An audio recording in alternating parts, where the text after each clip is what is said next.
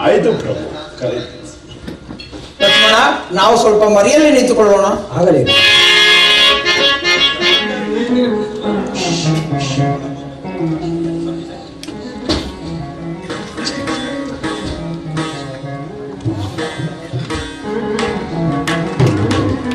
ಎಲ್ಲವೋ ಹೇಳಿಯಾದ ವಾಲಿಗೆ ಈ ದಿವಸ ಜೀವನದಿಂದ ಎಲ್ಲರಿಗಿದೆಯೋ ಧೈರ್ಯವಿದ್ದರೆ ಭಾರವಿದ್ದಕ್ಕೆ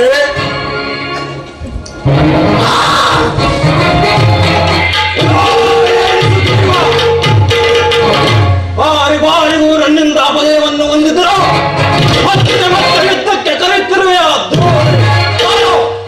ಸಮರಾಂಗಣವೆಂಬ ರಣಭೂಮಿಯಲ್ಲಿ ಅತಿಥಿಯನ್ನು ಆಹ್ವಾನಿಸಿ ಮರಣ ದೇವತೆಯನ್ನು ಕರೆತಂದು ನಿನ್ನ ಶಿರವನ್ನು ಮುರಿಯುವೆನು.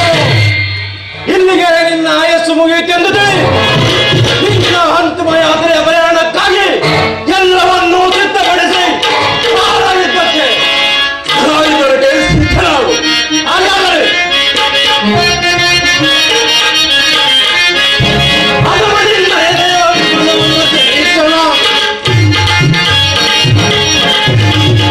ಅದರಿಂದ ಎದೆಗೆ ಹೊತ್ತು ಮನವನ್ನು ನೆನೆಸೋಣ. ನಿನ್ನನಿಗಲೇ ನಾಶ ಮಾಡುವೆ. ನಿನ್ನನಿಗಲೇ ನಾಶ ಮಾಡುವೆ. ಈಗ ಪಾಪದವನು ನಿನ್ನ ನಾಶ ಕೈಯುವೆ. ಅದರಿಂದ ಎದೆಗೆ ಹೊತ್ತು ಮನವನ್ನು ನೆನೆಸೋಣ. ಮನವನ್ನು ನೆನೆಸೋಣ. ಮನವನ್ನು ನೆನೆಸೋಣ.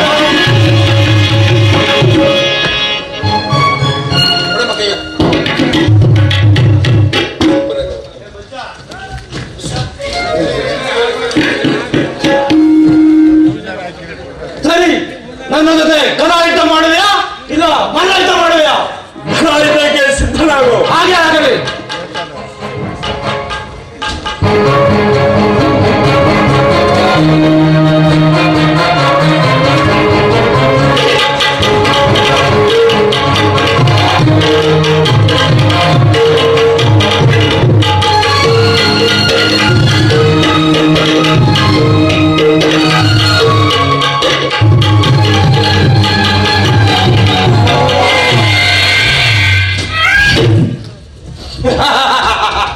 ಜೀವನವನ್ನು ನೆಟ್ಟಿದ್ದೇನೆ, ಎಲ್ಲಿಯಾದರೂ ಹೋಗಿ ಬದುಕಿಕೋ.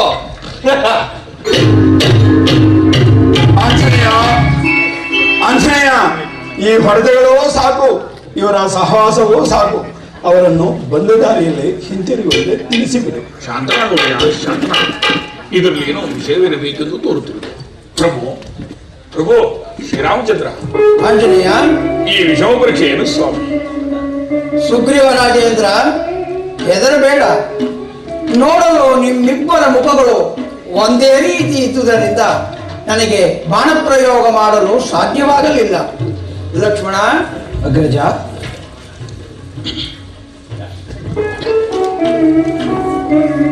ಮಾಲೆಯನ್ನು ಸುಗ್ರೀವರಾಜನಿಗೆ ಹಾಕು. ಹಾಗೆ ಆಗಲಿ ಅಗ್ರಜ.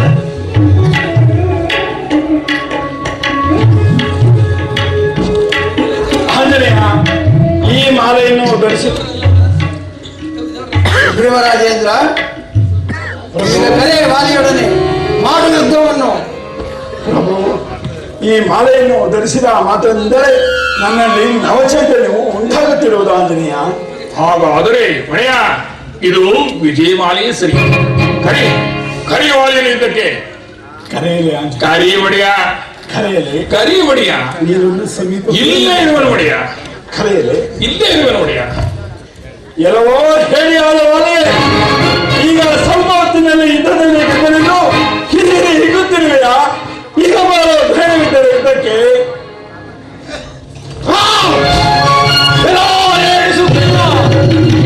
ನೀನು ಪದೇ ಪದೇ ಯುದ್ಧಕ್ಕೆ ಕರೆಯುತ್ತಿರುವುದನ್ನು ನೋಡಿದರೆ ನಿನಗೆ ಯಾರೋ ಬೆಂಬಲಿಗರಿರಬಹುದೆಂದು ತೋರುತ್ತಿರುವುದು. ಮೊದಲು ನಿನ್ನ ಆ ಬೆಂಬಲಿಗರನ್ನು ಬರಮಾಡು, ಅವರನ್ನು ಸಂಹರಿಸಿ ನಂತರ ನಿನ್ನನ್ನು ವಿಚಾರಿಸಿಕೊಳ್ಳುವೆನು. ಮೊದಲು ನನ್ನನ್ನು ಜಯಿಸು, ಆಮೇಲೆ ನನ್ನ ಬೆಂಬಲಿಗರ ವಿಚಾರ. ಹಾಗೆ ಆಗಲಿ. ಮಲ್ಲ ಯುದ್ಧಕ್ಕೆ ಸಿದ್ಧನಾಗು. ಹಾಗೆ ಆಗಲಿ.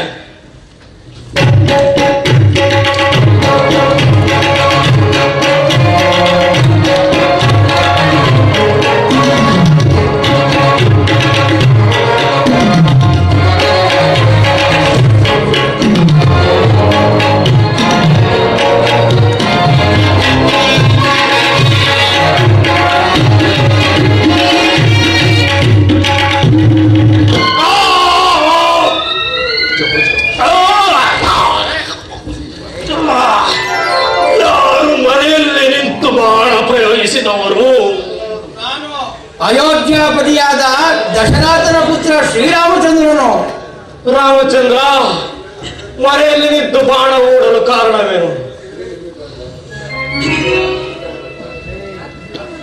ವಾಲಿರಾಜೇಂದ್ರ, ನೀನು ಮಾಡಿದ ಅಪರಾಧಕ್ಕಾಗಿ ನಿನ್ನನ್ನು ಈ ರೀತಿ ಶಿಕ್ಷಿಸಬೇಕಾಯಿತು. ನೀನು ನಿನ್ನ ತಮ್ಮನ ಪತ್ನಿಯು ಅಪಹರಿಸಿರಬೇಕು. ಆದ ಕಾರಣ ನಿನ್ನ ಮುಖವನ್ನು ನೋಡಬಾರದೆಂದು ಮರೆಯಲ್ಲಿ ನಿಂತು ಬಾಣ ಪ್ರಯೋಗ ಮಾಡಲಾಯಿತು. ರಾಮಚಂದ್ರ, ಕಪಿಗಳಾದ ನಮಗೆ ವಾಮವರ್ಷಗಳಿಲ್ಲವೆಂದು ಜ್ಞಾನಿಯವರಿಗೆ ತಿಳಿಯಲಿಲ್ಲವೇ? ಅಲ್ಲದೆ ಈಗ ನೀನು ಈ ಸುಗ್ರೀವನ ಸಖ್ಯ ಮಾಡಲು ಕಾರಣವೇನು ಪ್ರಭು? ವಾಲಿರಾಜೇಂದ್ರ, ದುರುಳನಾದ ರಾವಣನು ನನ್ನ ಪತ್ನಿಯನ್ನು ಅಪಹರಿಸಿರುವನು. ನನಗೆ ನನ್ನ ಸೀತಾನ್ವೇಷಣ ಕಾರ್ಯದಲ್ಲಿ ಸುಗ್ರೀವರಾಜನು ಸಹಾಯಕನಾಗಿರುವನು. ಆದ್ದರಿಂದ ಆತನ ಸಖ್ಯ ಬೆಳೆಸಬೇಕಾಯಿತು. ವಾಲಿರಾಜೇಂದ್ರ. ರಾಮಚಂದ್ರ, ಈ ವಿಚಾರವನ್ನು ನನಗೆ ಮೊದಲೇ ತಿಳಿಸಿದ್ದರೆ ಆ ರಾವಣನನ್ನು ಕ್ಷಣಾರ್ಧದಲ್ಲಿ ಹಿಡಿದು ತಂದು ನಿನ್ನ ಪಾದಾರಿಂದ ಬೆಳಗ್ಗೆ ಕೆಡವುತ್ತಿದ್ದನು. ಈ ಕಾರ್ಯವು ಸುಗ್ರೀವನಿಂದ ಸಾಧ್ಯವೇ ಪ್ರಭು? ವಾಲಿರಾಜೇಂದ್ರ, ನಿನಗೆ ಈಗಲೂ ಬದುಕಬೇಕೆಂಬ ಆಸೆ ಇದ್ದರೆ ಹೇಳು, ನನ್ನ ಬಾಣವನ್ನು ಉಪಸಂಹಾರ ಮಾಡಿಕೊಳ್ಳುತ್ತೇನೆ. ಇಲ್ಲ ರಾಮಚಂದ್ರ, ನನಗೆ ಬದುಕಬೇಕೆಂಬ ಆಸೆ ಇಲ್ಲ. ಆದರೆ ನನ್ನದೊಂದು ಮಾತು ನಡೆಸುವಿರಾ? ಅದೇನು ಹೇಳು ವಾಲಿರಾಜೇಂದ್ರ, ನಡೆಸಿಕೊಡುತ್ತೇನೆ. ನನ್ನ ಕುಮಾರನಾದ ಅಂಗದನ ಭಾರವು ಸಂಪೂರ್ಣ ನಿನ್ನದಾಗಿರುವುದು. ನಾನು ನಿನ್ನ ಬಾಣದಿಂದಲೇ ಮೋಕ್ಷ ಹೊಂದುವೆನು. ಅನುಗ್ರಹಿಸು ದೇವ, ಅನುಗ್ರಹಿಸು ದೇವ. ವೀರ ಸಂತವನ್ನು ಪಡೆಯ. ತಂದೆ,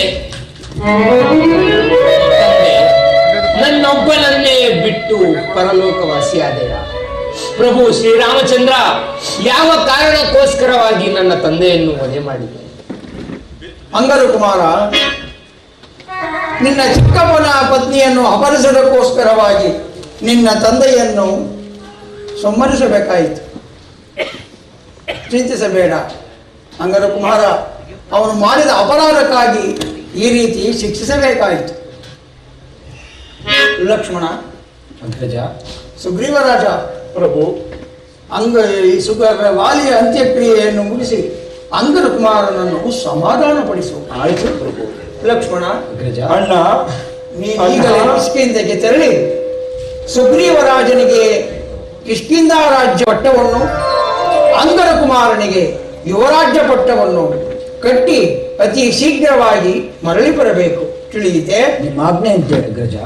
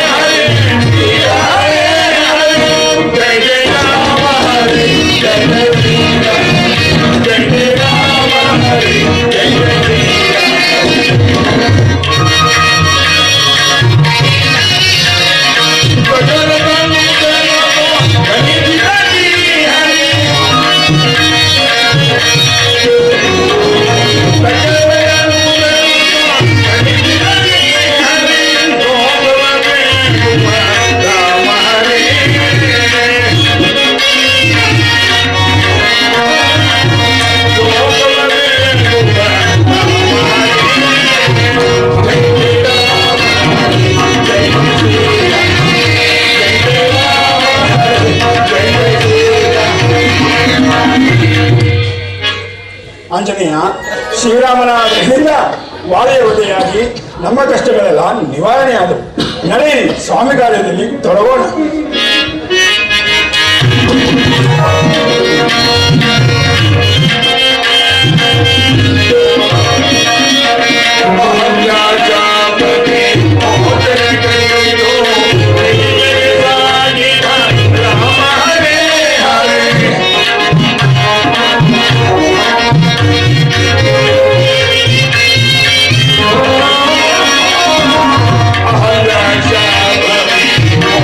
Hare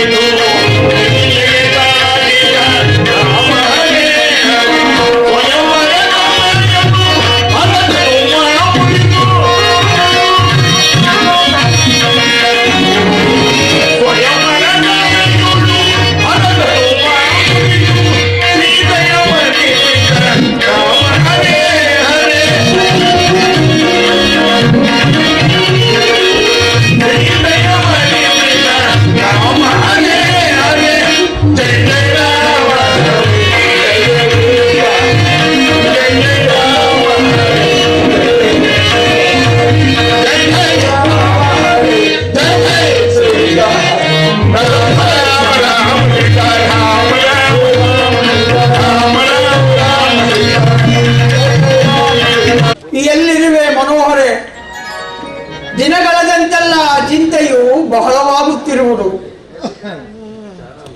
ಇನ್ನೆಲ್ಲರ ಸರಿ, ಇನ್ನೆಲ್ಲಿ ಹುಡುಕಲಿ? ಸುಗ್ರೀವನನ್ನು ಎಚ್ಚರಿಸಿ ಬರಲು ಹೋದ ಲಕ್ಷ್ಮಣನು. ಲಕ್ಷ್ಮಣ, ವಾಲಿಯ ವರೆಯಾಗಿ ವರ್ಷ ಕಳೆದರು ಸುಗ್ರೀವರಾಜನು ಸೀತಾನ್ವೇಷಣ ಕಾರ್ಯದಲ್ಲಿ ತೊಡಗಲಿಲ್ಲ. ಹೋಗಿ ಎಚ್ಚರಿಸಿ ಬಾ. ಹಾಗೆ ಆಗಲಿಲ್ಲ.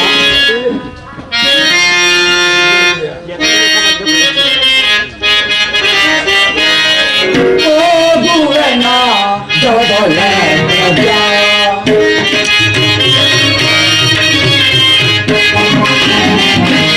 ಹೋಗುವೆನ ಜವದೊಲೆ ಪ್ರಜಾ. ಜೀವನಕ್ಕೆ ಹೋಗುವೆನ ಜವದೊಲೆ ಪ್ರಜಾ. ಮಾಡಿದ ಪದಾರ್ಥಗಳನ್ನು ತೋರದೆ ಮಜಾ